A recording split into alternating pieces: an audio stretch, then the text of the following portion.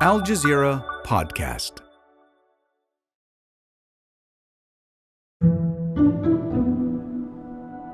An epidemic is sweeping the United States.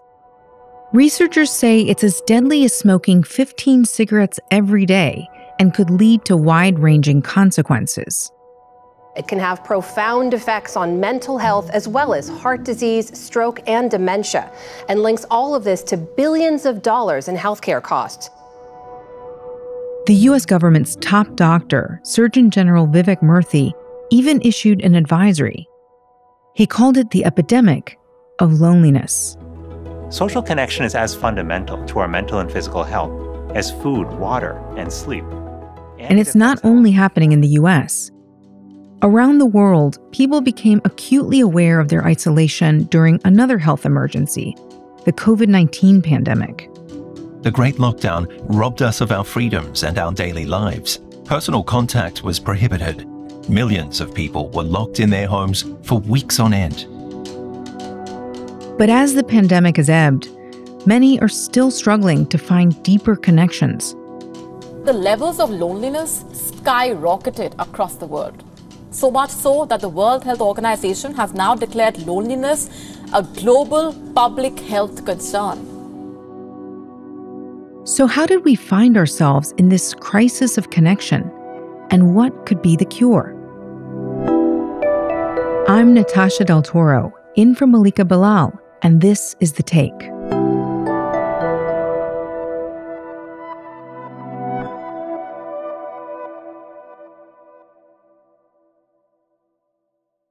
Hi, Natasha. How are you? This is Niobe. Hi. How are you? Niobe, Yes. good morning. To find out more about what's behind this epidemic of loneliness, we did something that few people, besides news podcasters, regularly do anymore. We made a call. We talked to Niobe Way. She's a professor of developmental psychology at New York University. And I'm the founder of the Think and Do tank at NYU called the Project for the Advancement of Our Common Humanity. Well, thank you so much for joining us. I'm so excited to have this conversation with you. It's something that I have been thinking about a lot, even before the pandemic. This is an issue that I've wrestled with myself and that I've really spent a lot of time thinking about. How did you start studying loneliness? I've been studying social and emotional development of children and adolescents since 1987, actually. And I was curious about teenagers because I worked in a high school with teenagers as a counselor in the 80s. And the boys in particular were talking a lot about friendships and wanting to have close friendships and wanting to have a kind of emotionally intimate friendships and having a hard time finding those friendships. And Natasha, this is in the late 80s. Wow, yeah. And so I began a career essentially of doing research on teenagers, looking at how they talk about their social and emotional worlds. And my research team follows the same kids over many, many years. I mean, that's so interesting, this research that you've done, even just giving boys an opportunity to express how they're feeling about loneliness, because I don't know if they're often asked that question. And I wanted to know, even before we move on, what does loneliness mean to you? What I call the crisis of connection, what a lot of people call loneliness. To me, what it means is what I learned from the boys. So essentially, it's this disconnection that we have from ourselves and from each other. And it's not just a disconnection from other people. Essentially, it's a cultural problem. We're living in a culture that clashes with our nature. So in such a culture, I'll tell you what I mean. Our human nature is to want relationships, just like the boys show us. We want to be connected to other people and not just on a superficial level, on a deep level. And so then as we get older and they start to have to pressures to accommodate to cultural, so-called cultural norms, which is infused with ideological structure. So it's patriarchal, it's white supremacy, it's capitalist. All these ideologies are shaping how we grow up. And what those ideologies do is they privilege the hard side of ourselves, what's been deemed hard or masculine, over the soft sides of ourselves. If you grow up in a culture that only values half of your humanity, the so-called hard side, independence, autonomy, self, thinking, and devalue and dismiss and sometimes even mock the soft side, feelings, emotions, relationships, connection, vulnerability, all those parts of ourselves we demean in modern society. So the idea is that if we raise such a culture, then we become lonely. You know, when we talk about loneliness, what is the difference between, say, being alone, having a sense of solitude, feeling lonely, as in missing people, and a bigger issue of this sort of chronic loneliness? Maybe you could dissect those for me. So I don't investigate lonely per se. So my research really talks about sort of what the phenomenon is, why we're having such a crisis of connection. I mean, what's clear from the data is that you can be together and feeling alone and lonely, and you can feel by yourself and not feel lonely. So it's not a matter of the number of people, it's the quality of the relationship that you're having.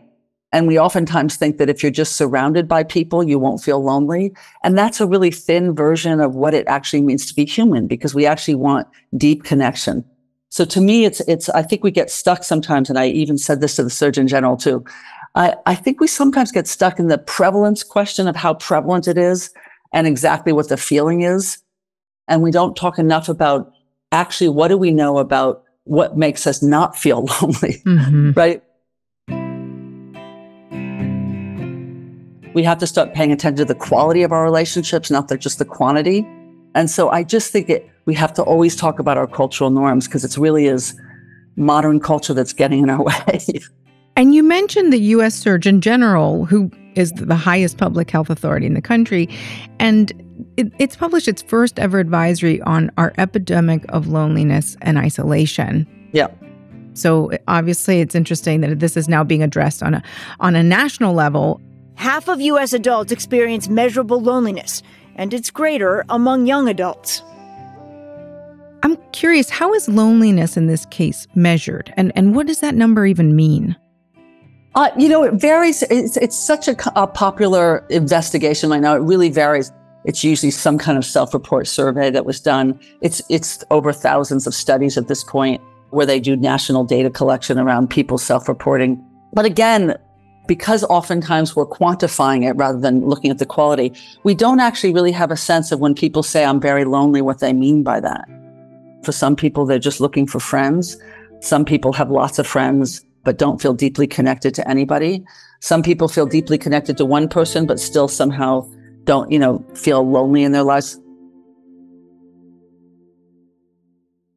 Along with those interpersonal connections is the connections of communities, which other researchers have explored through metrics like the American Time Use Survey. Over the years, that survey has shown declining participation in community activities like civic clubs, volunteer groups, and church gatherings. But Niobe doesn't think that provides the full picture. I would say that's a symptom of it, that we don't spend time together enough, but that's a symptom of our alienation. I mean, a lot of books claim that that's the reason. I would say it's not the reason we're lonely. The question has to be said is, why are we spending less time in these organizations? Why don't we see them as, essential to our well-being? And it really is, again, you see it in all sorts of studies, the movement from the we to the me. So we're increasingly a me society, increasingly an isolated, we don't want to hear other people's story. We want to only tell our own story. Mm-hmm. But in fact, that has serious consequences to our mental health and our well-being. So again, it's sort of like, we're making these choices, even the way we use social media. You might think that cell phones bring us closer together, but new research shows technology can leave us feeling, disconnected. Social media and technology is not the reason for our loneliness. It's the way we use it. I mean, we've had technology to connect for centuries. It's called the telephone and letters. That's technology to connect, and that's not in person. And so we've had that for centuries, and we've deeply connected through letters and phone calls. So technology is not getting in the way. It's the way we use technology to basically that alienates us, because we're not having quality conversations.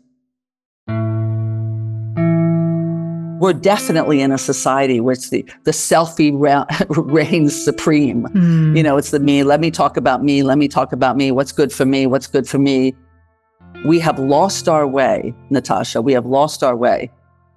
But I'm curious, with this U.S. Surgeon General report, there's something there. It compares loneliness. And it's interesting when you're actually like the qualitative feeling of loneliness. This report compares loneliness to hunger or thirst, a feeling that the body sends us when there's something that we need for survival that's missing. So considering that, what are the possible health consequences if this hunger for human interaction isn't fed? Very clearly in the neuroscience, it says we are social animals. We spend, our default system in our brain is the social network. I mean, essentially, we always think socially naturally. We are born in relationship. We need relationships to thrive. All we want, and this is me speaking, but this is me speaking from many years of knowing the data from many different disciplines. The fundamental need is each other. Darwin talks about it. I mean, that's how humans have survived, is through human connection. And when we're not getting the connection, it leads to inflammation in the body, to physical health problems, to mental health problems, to dying earlier, cancer metastasizing quicker, wounds healing more slowly when you're isolated. It leads to higher cortisol, all these things that disrupt your health. It makes you get flus more often. All this is coming from the data. So what you're saying is being lonely can actually make you sick. It can kill you. It can kill you. I'm going to be more dramatic. Isolation in its extreme form can kill you. Yeah. Wow. But it's and I always say, human connection is not just a feel-good issue. It is a life or death issue. After the break, how did we get to this point of life or death? And what can we do about it now?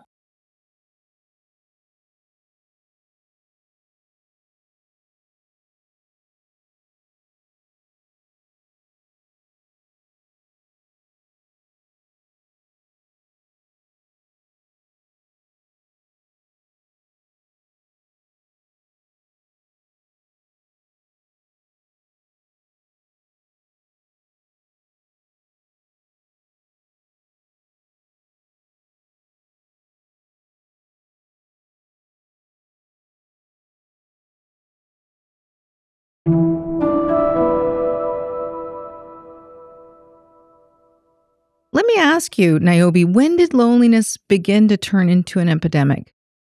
Well, I don't know what the Surgeon General would say, but from my data, as the culture became more me obsessed, which really happened starting in the 80s with Reaganomics and all sorts of income inequality started to rise in dramatic ways, a lot of our disconnection, it appears in the data. It became just much more about making money, much more about the me, capitalism coming in with a big C. And you start to see the craziness start to happen. Then in the early part of the 2000s with technology, you see us using technology in ways that that enhances our me. Because Facebook was supposed to be a social connection website. And what it became very quickly is trying to get as many likes as you could from whatever you posted, which means it's now turned into, I'm so pretty, I'm so sexy, I'm so talented. So again, people oftentimes say, well, is it technology? Is it the problem? No. It's the way we use technology, to reinforce our cultural values, which is all about the me. Yeah. Loneliness is not an individual problem. It is a collective cultural problem that needs to be solved collectively and culturally.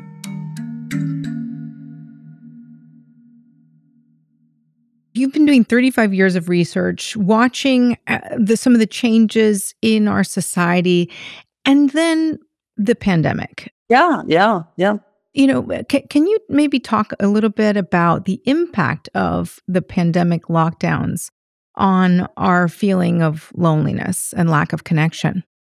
Well, yeah, this is the thing. So the pandemic obviously was a massive tragedy, global tragedy, obviously.